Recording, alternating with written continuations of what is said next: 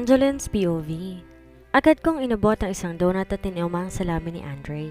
Tikman mo, okay naman ang lasa. Mula sa labi ko, dumapo sa hawak kong donut ang tingin ni Andre. Tinitigan niya iyon. Napangiti ako nang ilapit itong distansya nito para abutin ang labi ko. Nabitawan ko ang donut at di ko inaasahan ang ginawa nito. Wala sa loob, napahawak ako sa balikat nito at halos maghabol ng hininga matapos itong humiwalay.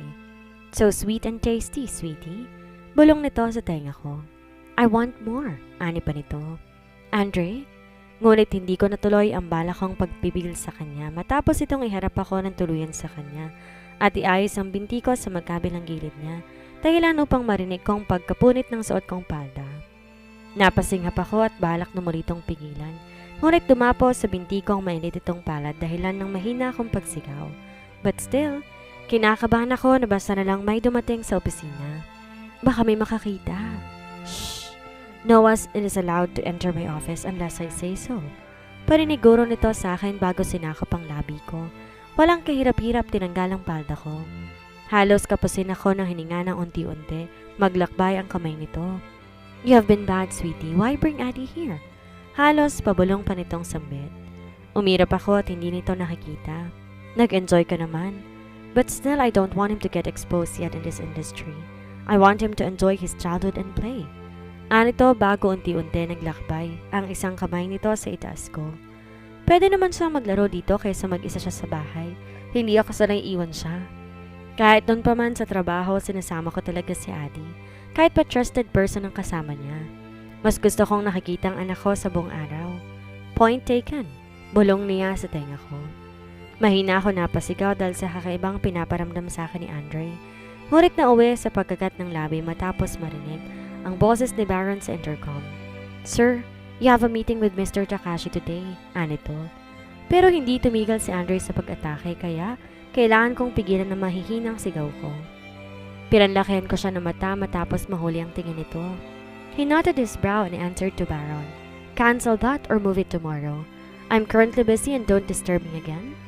Nanlaki ang mata ko matapos itong mahinang sumigaw at muli bumilis ang galaw. Hindi ko sigurado kung narinig ni Baron ang ingay na ginagawa namin, ngunit nawalan ako ng pakialam at natutok lang sa kakaibang nararamdaman. Hanggang sa sabay naming naabot ang sukdulan. Marahang bumagsak ang katawan sa akin. Dinig ko ang mabibigat itong paghinga kung kaya kusang dumapo ang palad ko sa buhok niya at sinuklay yon. I don't think being your secretary is effective. Hingal kong bigkas. It is more than effective, sweetie. Makakuha ko lahat ng benepisyo at makakasalo kita anumang oras na gusto ko o gusto mo? Anang kanyang boses sa mapang-asal na paraan. Parang muling kiniliti ang tiyan ko at balak na sanang tumayo ngunit pinigilan nito ang bewang ko. At tulad ng inaasahan, muli niya akong dadalhin sa kaligayahan. Pero maya-maya hinila ni Andre ang mesa at inabot ang intercom na ikinatigil ko. Melanie, please buy a pair of clothes and undies. Knock after 2 hours. Thank you. Ano itong utos kay Melanie? Noted, sir. Dinig kong sagot nito. Tumigil ako at alam kong namumula ang pisngi ko. Ano na lang iisipin na Melanie sa utos mo to? Nakakahiya, Andre. But then, ngumisi lang to at nagpatuloy sa ginawa hanggang marating muli namin ang sukdulan.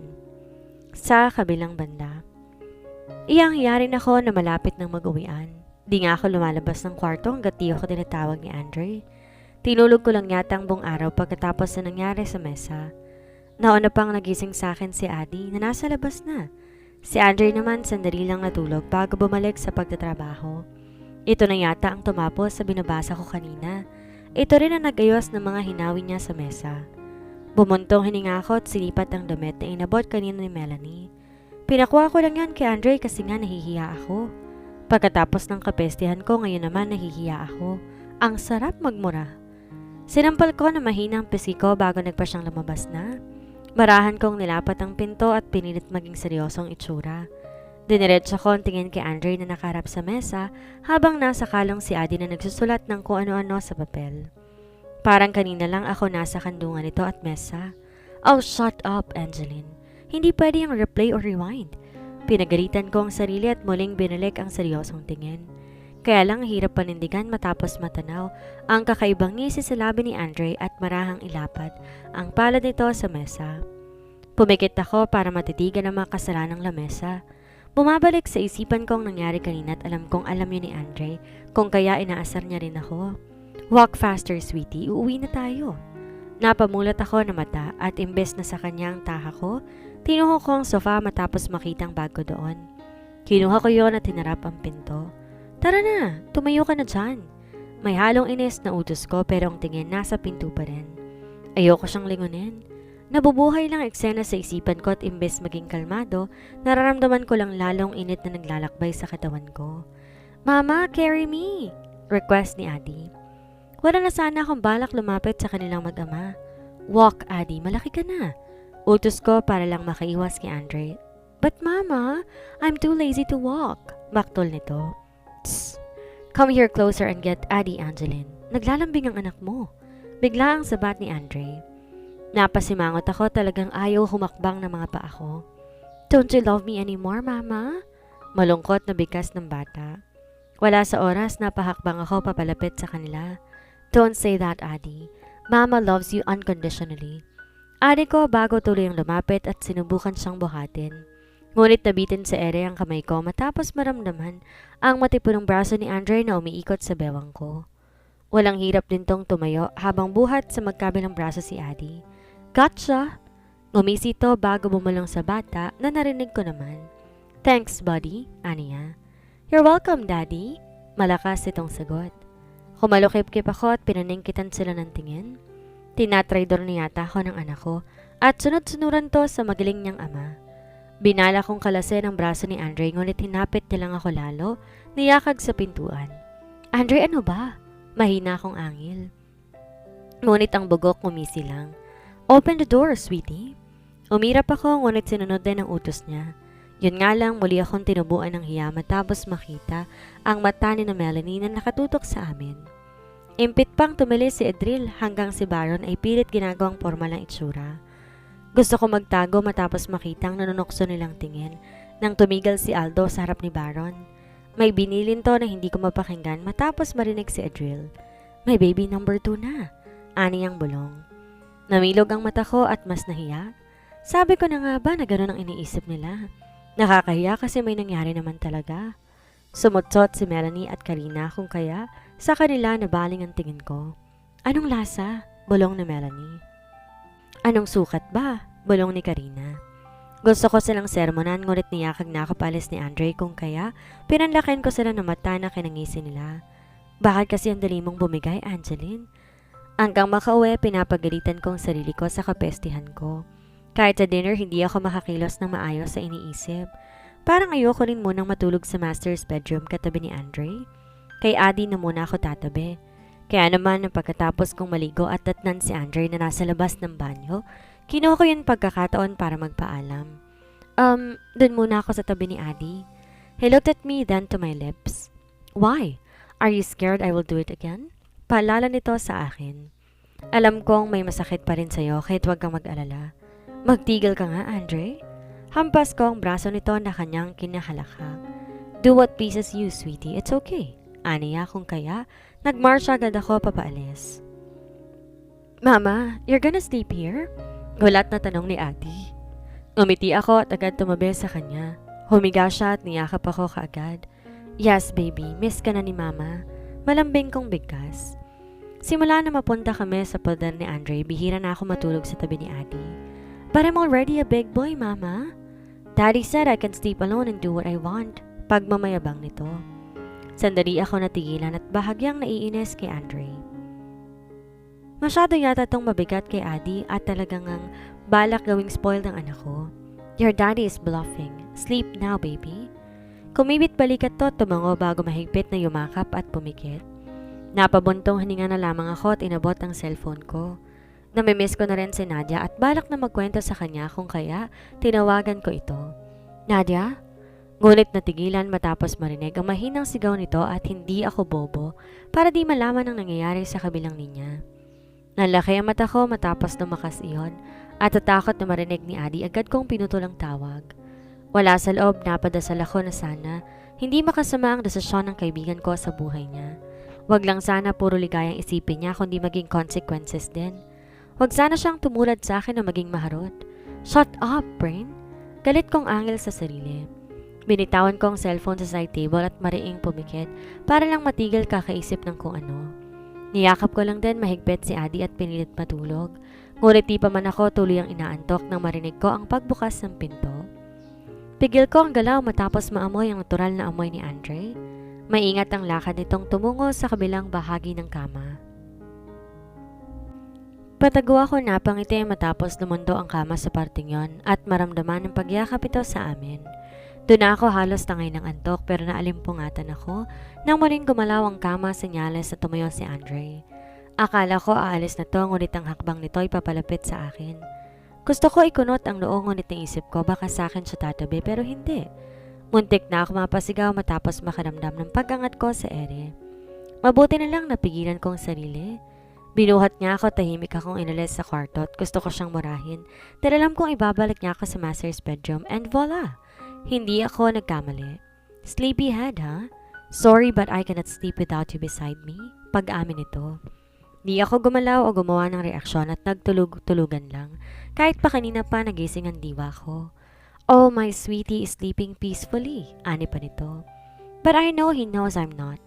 Napasigaw ako nang pumunta siya sa harapan ko, giving me his weight. OMG, Andre, ang bigat mo. Di ko napigilang sigaw. Humalakak siya at hinuli ang mga tingin ko, ngunit inirapan ko siya. Di ako makatuloy. Ngumuso to at siniksik ang mukha sa balikat ko. Problema ko ba yun? Umayos ka nga ng higa. Pero hindi to nakinig. Marahan itong hinaplos ang binti ko at nahanap ang kamay niya ang linya ng padsama ko. Don't you dare, Andre. Gusto kong matulog. He smirked at me evilly. Yeah? Matulog ka na habang nag-explore ako dito. Bumigat ang paghinga nito nang maibaba ang padsama at undies ko. At siguro nga nababalo na naman ako nang kumapit ang mga kamay ko sa balikat niya matapos maramdaman ang paggalaw nito na handang pumuno sa sinapupunan ko. Sa kabilang banda, behave, Angeline. Just listen and take down notes. Paalala ni Andre bago hawakan ang doorknob sa conference room. Sinulyapan niya ako mula sa gilid niya kung kaya tinaasan ko siya ng kilay. I know my job description, Mr. Montero. I know how to act accordingly. Ngumisi ito, tuloy nang binuksan ang pinto ng conference room. Tuloy-tuloy ang hakbang nito at di na ilang sa mga matang nakasubaybay. Nilakihan ko rin tuloy ang hakbang ko habang nakayuko, nahihiya. Ngunit na maramdaman ng mga titig sa akin, agad ako nagangat ng tingin para lamang salubungin ang mapanakit na titig ng pamilya ni Mommy at Daddy. Natigilan ako matapos makitang nandyan ang asawa ni Mommy na si Francis at ang asawa ni Daddy na si Cora. Ngunit mas nagulat ako matapos masalubong ang mariin na titig ni Don Dante Montero. Para kung tinuklaw ng ahas matapos makita. Mistulang family reunion ng mga maiitim ang budhe ang conference na yon. But who cares? Kahit matatalim ang pinupukol na tingin ni Sam at Sebi, pilit kong tinaas ang mukha ko at maglakad na mistulang hindi takot sa kanila. And yes, I am not scared of them. Akala nga niya susugurin ako ni Mommy pero hindi. Tahimik lang ako nitong binibigyan ng masamang tingin. So, the poor is back again. Did he satisfy you, Mr. Andre? Pangahas na tanong ni Sam kay Andre. I bet she doesn't know her right place. Mukhang naliligaw, ani Miss Cora.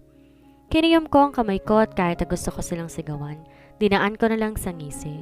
Mabuti na lang at naiwan si Adi sa opisina kasama si Baron. Kung hindi, ganitong sasalubong sa anak ko.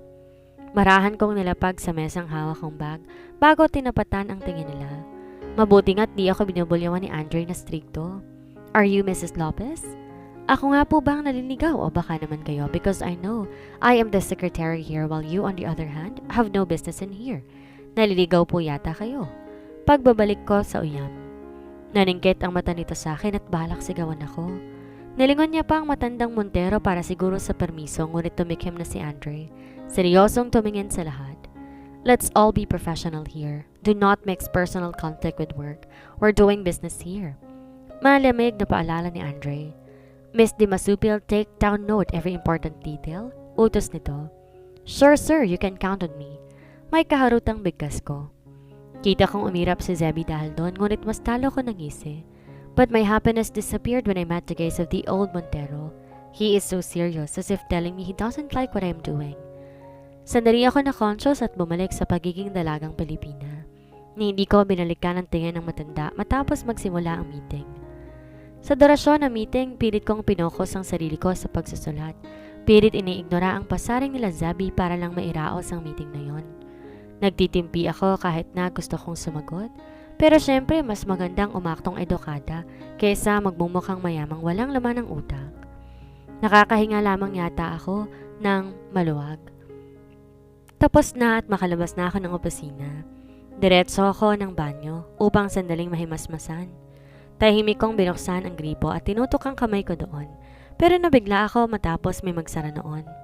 Pagtingin ko yung asawa yun ni Daddy, si Mrs. Cora. Matalim ang tingin niya sa akin at kita ko nang gagalaitis sa galit. Walang utang na loob na babae.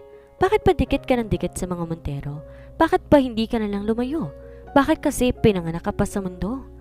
Sigaw nito at di yata takot na may makakarinig sa kanya. Walang emosyon ko siyang tinignan ngunit hindi ito natinag. Bakit kasi hinayaan mong humarot yung asawa ninyo? Tinaas ko ang kilay niya at binasadahan ang tingin bago nangungot yung hamisi. Yan tuloy, nabuo ako. Bakit nga naman hindi ka iiwan? Kung ganyan mukha kang losyang. Abat bawiin mo nga sinabi mo? Dinuro ako nito ngunit umatras ako. Makatilang ng nanay mo kagaya mo. Di marunong makontento sa asawa at humanap pa ng iba na pwedeng akitin. Manang-mana ka talaga sa nanay mo. Maharot! Pinanatili kong walang emosyon kong itsura, tinayaan tong sigawan ako. Di ako sumagot o pinigilan man lamang siya. I think the best way to win the battle is to keep your silence and plot your own victory.